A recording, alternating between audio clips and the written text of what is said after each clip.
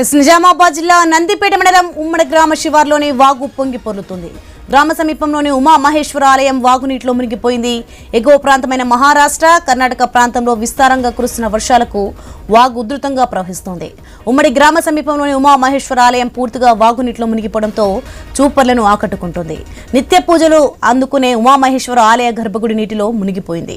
మహారాష్ట్ర, తెలంగాణ సరిహద్దు ప్రాంతం అవడంతో వరద నీటిలో మునిగిపోయిన ఉమామహేశ్వర ఆలయాన్ని చూసేందుకు సమీప గ్రామ ప్రజలు తరలివస్తున్నారు.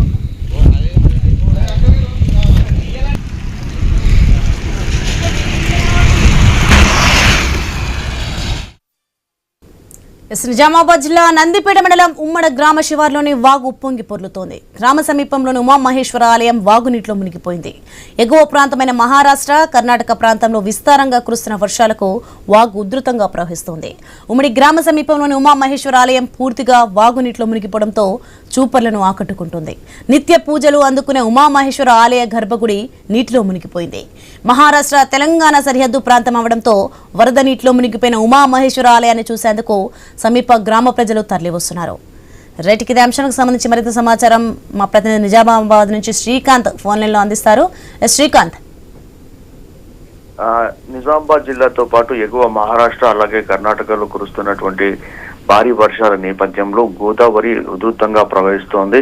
ఇటు మంజిరా, గోదావరి ఈ రెండు నదులు ఉధృతంగా ప్రవహిస్తుండటంతో ఆ నది వరద అంతా శ్రీరామ్ సాగర్ ప్రాజెక్టులోకి వస్తోంది.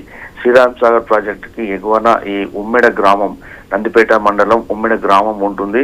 ఈ గ్రామం శివారులో అంటే గోదావరి నది ఒడ్డున పురాతనమైనటువంటి చారిత్రాత్మకమైనటువంటి ఉమామహేశ్వర ఆలయం ఉంటుంది.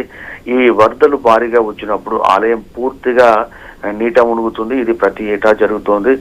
ఎందుకంటే శ్రీరామ్ సాగర్ ప్రాజెక్టు పూర్తి స్థాయి నీటి మట్టానికి చేరుకున్నటువంటి సమయంలో ఆలయం పూర్తిగా నీటిలోనే మునిగిపోతుంది. ప్రతి ఏటా ఇలాగా నీట మునుగుతుంది. తిరిగి నవంబర్, డిసెంబర్ ప్రాంతంలో ఈ శ్రీరామ్ సాగర్ ప్రాజెక్టులో నీరు తగ్గినప్పుడు మళ్ళీ ఆలయం బయటికి వస్తుంది. ఇది ప్రతి ఏటా జరుగుతుంది. ఈసారి కూడా భారీ వరదలు వచ్చినటువంటి నేపథ్యంలో నిత్య పూజలు అందుకునేటువంటి ఉమామహేశ్వర ఆలయం పూర్తిగా నీట మునిగింది. దీంతో అక్కడ ఉన్నటువంటి చుట్టుపక్కల ఉన్నటువంటి గ్రామస్తులు అంతా నీట మునిగినటువంటి ఆలయం, అలాగే ఉధృతంగా ప్రవహిస్తున్నటువంటి గోదావరి నదిని చూసేందుకు చుట్టుపక్కల గ్రామాల ప్రజలంతా అక్కడికి వస్తున్నటువంటి పరిస్థితి ఉంది. ప్రతి ఏటా ఇలాగే వరదలు ఎక్కువగా వచ్చినటువంటి సమయంలో ఈ ఆలయం మునిగిపోతుందని చెప్పవచ్చు. Soni, right, thank you Srikanth.